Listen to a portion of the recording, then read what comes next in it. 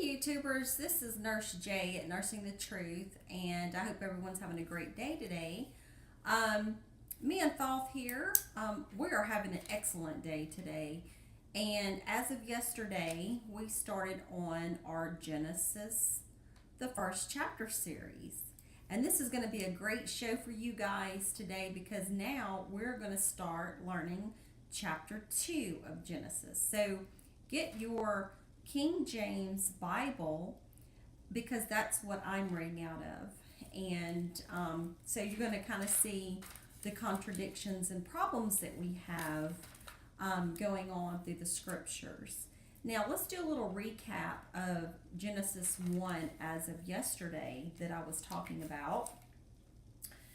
In Genesis 1 1 and 1 2, okay, it said that God created the heaven and the earth.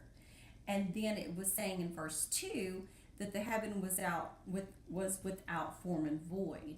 So we went to thebiblehub.com. We looked at what the words meant under the number, and it said that those words meant desolation, waste, emptiness, crumbling down of bricks, cities, and stuff like that. So that was a civilization at one time. So that's before chapter 2, okay, where this Adam and Eve was supposed to have been created.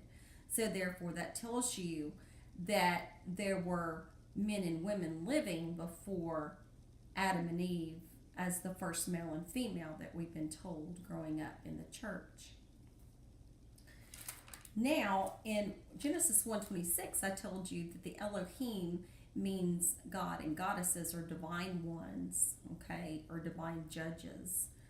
And that they said that they created us in their image and their likeness, male and female, and to be fruitful and multiply and replenish the earth and subdue it. And that is in verse 28, okay? So replenish means to redo over, so remultiply mankind because it had just been destroyed in the beginning.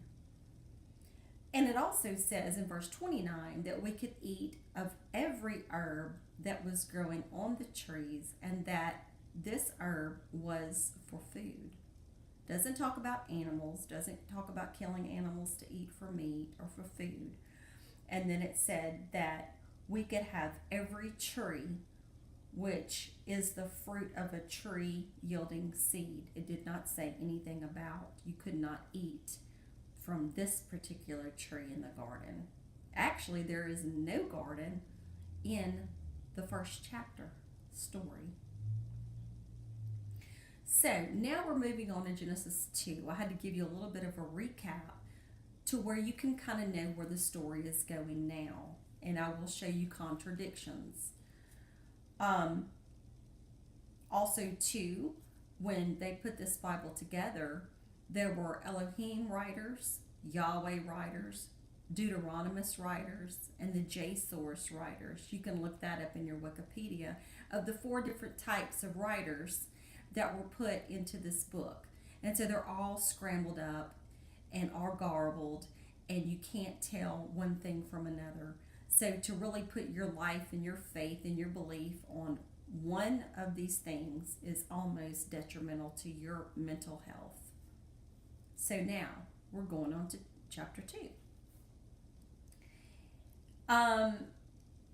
Now in chapter 2, this is kind of funny because it says that God finished creating the heaven and the earth and all the host of them. Okay. And on the 7th day, the Elohim rested, and the Elohim blessed the 7th day and sanctified it. Well, really, it shouldn't end at chapter 1, verse 31, and then go to chapter 2, verse 1. It should end at where it starts at chapter 2, verse 3, because that is the 7th day. Whoever wrote this should have carried it up on verse 4, beginning of chapter 2. Now, chapter 2, verse 4, it says, "These are the generations of the heavens and of the earth when they were created, in the day that the Lord God made the earth and the heavens." Well, how can chapter 2 tell you that these are the generations of the heaven and earth when they were created? I thought that chapter 1 was when God created the heaven and earth.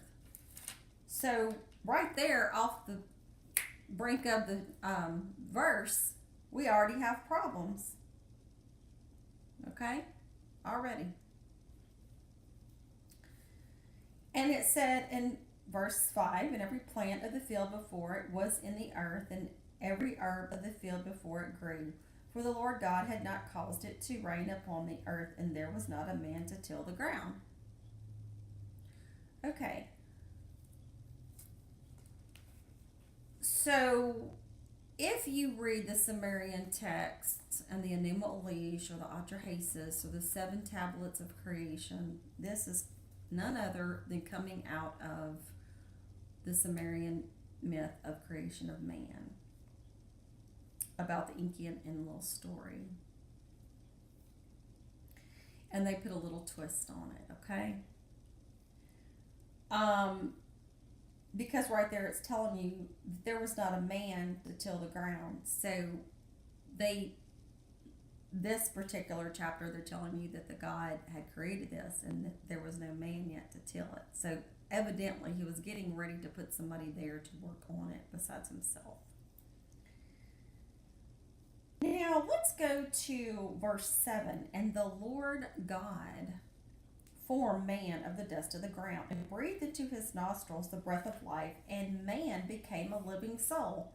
Well, let's see. Let's go back to Genesis 1 and 26.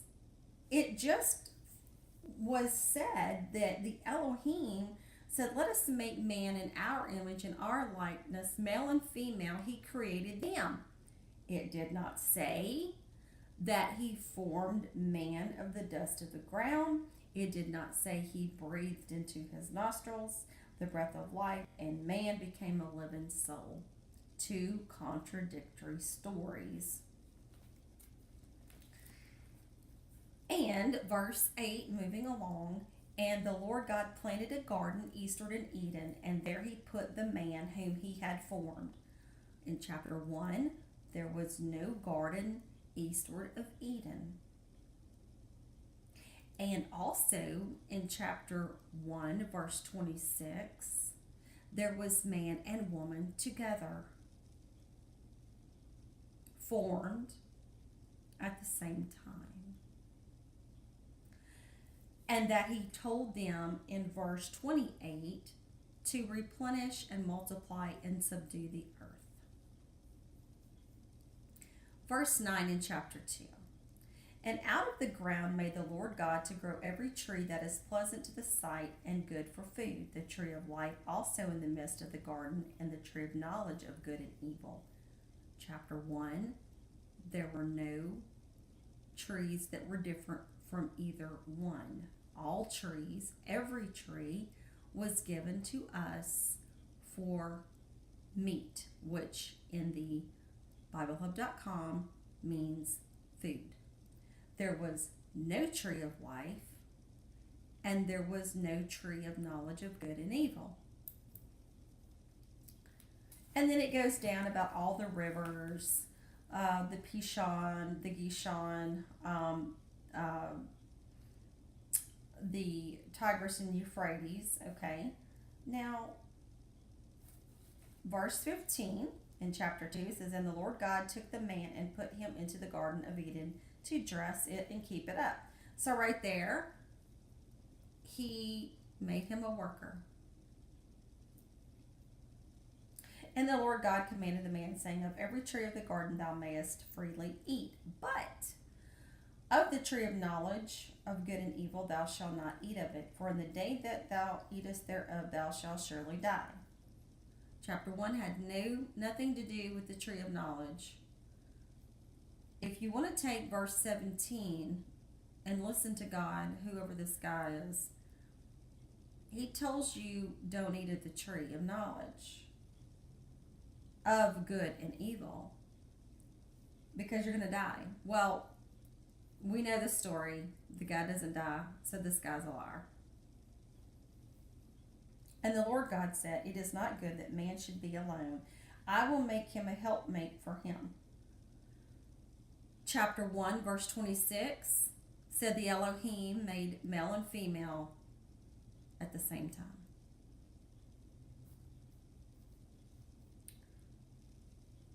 Verse 19 out of chapter 2. And out of the ground the Lord God formed every beast of the field and every fowl of the air, and brought them to Adam, and to see what he would call them. And whatsoever Adam called every living creature, that was the name thereof. Well, guys, I hate to disappoint you. In chapter 1, verse 20 to 20 to 25, God made animals before man. So how can he go on back on his word in chapter 2 and say that he made man first and then made animals? Are you bipolar? Are you a liar? Can you not get your facts straight? Or is this a situation of the good old scribes with the pen, as in Jeremiah 8:8, the lying pen of the scribes?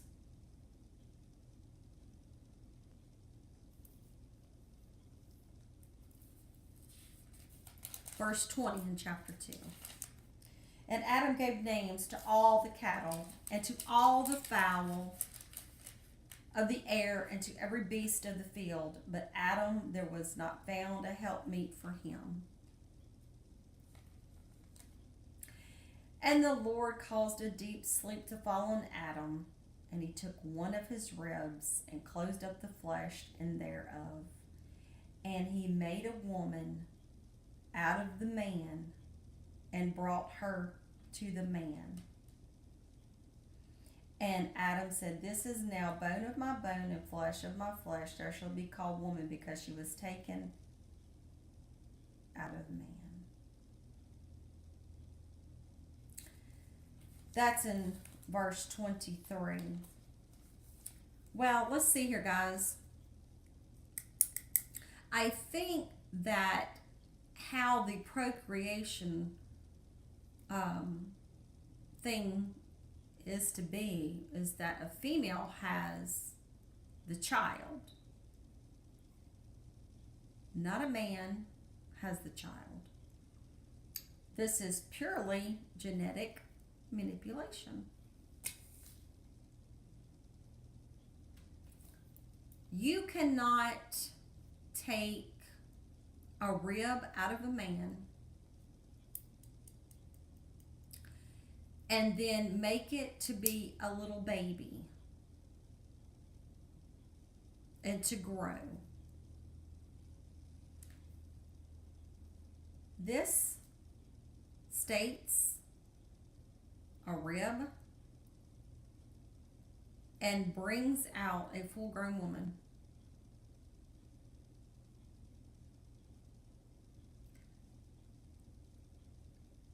Whoever is going to believe in this, like I did, is nuts. And I'm glad I'm out of it, because I'm no longer nuts anymore. You have to really be a critical thinker at this time.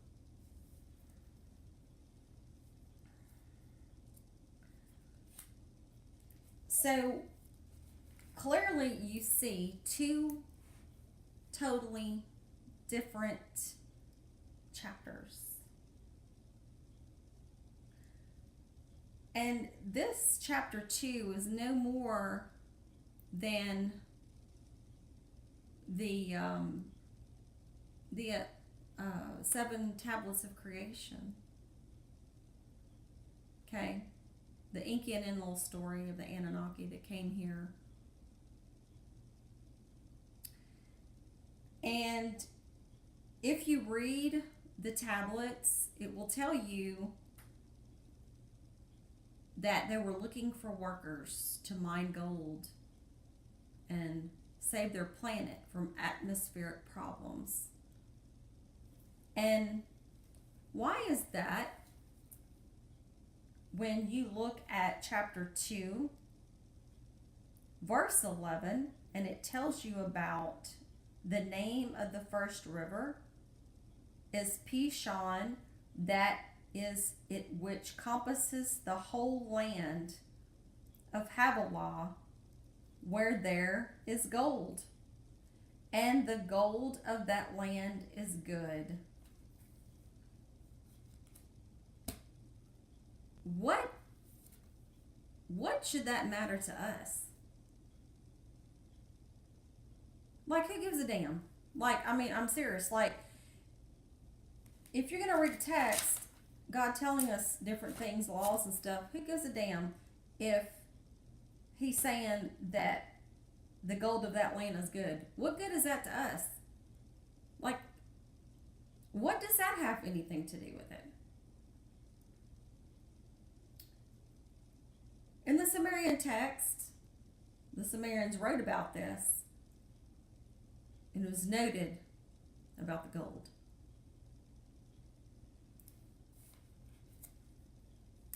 So what happens? They create primitive workers called the Lulus. And they are very primitive. And they start rebelling because the Anunnaki were mean to them and overworked them. And they went to Enlil's place of habitation and was banging on the doors of him, screaming at him that they wanted retribution, they wanted something to be done. Well, through the process of this all, Enlil and Enki were talking about this, and he said, well, Enki, I can create other things, I can create other people. And so through all the different types of creations that Enki was trying to come up with, he finally did come up with appropriate male and female that could procreate on their own. And so what happened was, in chapter 2, okay, of the Yahwehists that wrote in the Bible, okay, because in chapter 1, God is called Elohim. That's more than one. Chapter 2, it jumped from Elohim, plural, to Yahweh, singular. Lord God is Yahweh Elohim. Look it up. I dare you. And so Enki, they're in the garden, tilling the garden, because the Eden was actually Edin in Sumerian, and that was called the home of the righteous ones. Talking about these Anunnakis, these divine beings. Okay. And supposedly in the story, Enlil told them not to do this, not to eat of this. Okay. And Enki is your serpent. And that's all I'm going to say about that for today, because we're going to go on a lengthy discussion about chapter 3. And we're going to get through this Bible together, and we're going to talk about this. So we are going to start from the beginning, and we are going to work our way through the most important part so that this can start being unwound and people can get to the bottom of this brainwashing. Okay, so there again, people, if you want to believe what you've been spoon fed, if you want to believe what you've been told, that's fine. Go ahead and give your 10% to your churches. Go ahead and starve. Go ahead and wait paycheck to paycheck like I did. You know, it's bad. I mean, we got to get out of this. We got to meditate more. We got to detox more. We have to use our critical thinking skills. We've got to quit watching TV. We got to quit getting in front of that TV. We got to quit messing with our cell phones, getting on social media. We have got to stay away from negative people. We have got to eat better. Okay, transition to veganism, that kind of thing, which I'm doing.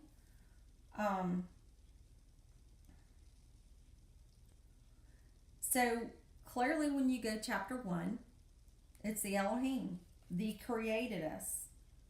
It was in 7 days.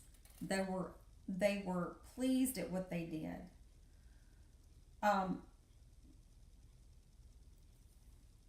1:1 is the pre-Adamite creation.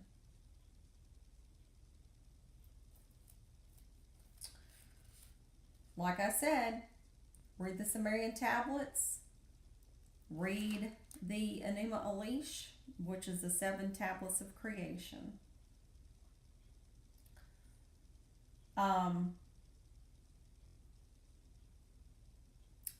The trees were given us, the herbs were given to us for food. No slaughter of animals, and it's not in here. The animals were created before man. And if you go to Genesis 1:26 and you put man into the lexicon, it says mankind, a kind of man. All right, and 2, everything's messed up. The man is made before the animals. We have trees that we are only able to eat of, but except one. Then we have genetic manipulation, which something is taken out of a person to put into another to form a human being.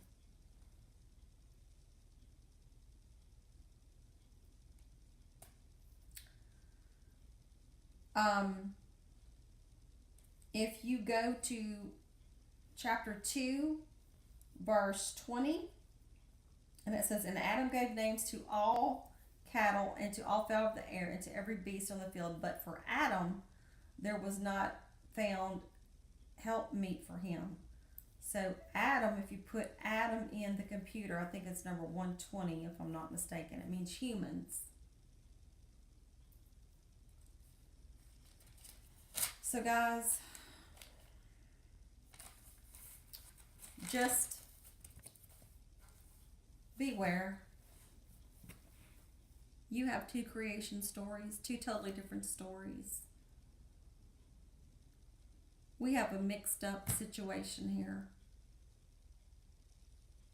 And we need to unravel our brains. And this is a very serious problem. And I'm here to help you. I encourage anyone to please write me or comment. I'm trying to show you people what I've learned through other people helping me get out of this matrix. So, this has been a very humbling video. But please like, share, and subscribe. And let's help more people get out of this. We have to work together as a team. And Thoth, the God of wisdom and knowledge, has been my great leader.